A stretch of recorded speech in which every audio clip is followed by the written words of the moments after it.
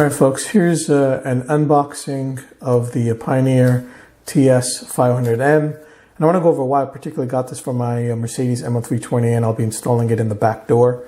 So let's start off with some of the specs. I'll do the unboxing as well. So this is a maximum of 300 watts, and it has 50 watts RMS, or nominal wattage. Maybe it's 40, but let's go over the specs and I'll do the unboxing first. I'll go over why I particularly got this. So let's see if I can just make sure that we can focus on these specs right here. And we should be good to go. All right, looks good. Okay, so let's look at its nominal power is 50 watts, as I said. So my head unit on the Sony can, the RMS is 20 watts. So this is higher rating than that, so it can handle that much wattage. Its peak is 300 watts, and then the peak on the Sony is 55 per channel. So this is 300 each, so I'll be able to handle that. The sensitivity is 87 decibels, which basically means this is average loudness. It's not very loud. Like if it's 92, 93 decibels, that's on the louder side. But I'm fine with 87 because I was interested in something else, which is the frequency response. So one of the reasons why I'm going with this Pioneer. By the way, this TS-500M model, this 500M model is only available at Walmart. No one else sells the 500M.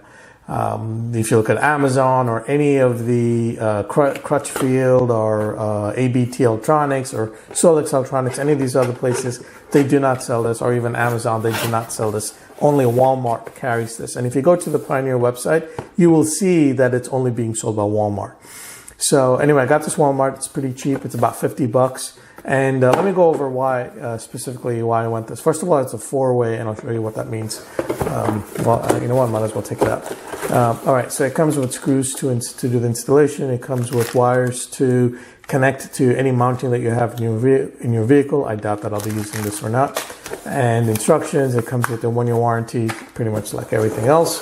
So let's look at the speaker, and I'll go over why I particularly got this. First of all, it's pretty cheap, and like I said, it's 50 bucks. Can't go wrong for two sets of speakers. That's a name brand like Pioneer, and it's the size for the rear, 5 1/4. And as I mentioned, it's four-way. With the four-way, you get better dynamic range.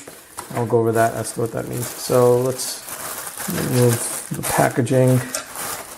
It comes with the grill. It says Pioneer on it. I won't be using the grill because it's going to go inside the door, and then the door already has a grill.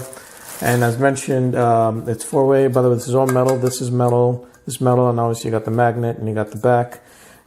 It's just some specifics here. It's a 4 ohm impedance, which the Sony head unit XAVX-5000 that I've installed can handle it. And it's made in Vietnam, and 50 watts nominal, so it can handle the power coming out of the Sony. And as mentioned, this is four-way, so you have the subwoofer or the woofer end here, and then the mid-range here, and then you have tweeters. Now, in some of the other ones that are three-way, you only get one tweeter and mid-range, and the woofer are in two-way, you get the tweeter and the subwoofer, but you don't get the mid-range. But the reason why I went with this one is because I wanted pretty much all of this in the back, and most importantly, I wanted to be able to handle the bass. Now, the issue that I have with the factory speakers is that when I increase the bass, there's a lot of distortion. And one of the reasons, or the reason why I got this particular one, is because the frequency response on this is down to 40 hertz. So if you know the audio signal in terms of frequency, the lower it is, down to like 2 hertz or 2 kilohertz. Yeah, 2 hertz is the bass sound, and it can go up to 20,000 hertz is what our ears can hear. So that's on the tweeter side. So this can go down to 40 hertz. Now there are others which have less or more, but if you go to one that's louder, let's say 92, 93 decibels, then the frequency with this increases to like maybe 50 or 60 or 70, something like that. Now I do plan on adding a subwoofer down the road, but anyway, I decided I'm really not sure I want to do that or not, because I don't feel like spending more money on the ML. So I just went with this one. Again, the existing speakers can't handle the subwoofer, or there's a lot of distortion when I increase the bass, but this one goes down to 40. I'll be testing it out, but I just wanted to do an unboxing of it. I'll also do a video of the testing. I'll also do the video of the installation in the ML, so watch out for those videos coming. But this is what I went for the back unit, and it's 5 1/4, so it fits the size of the ML.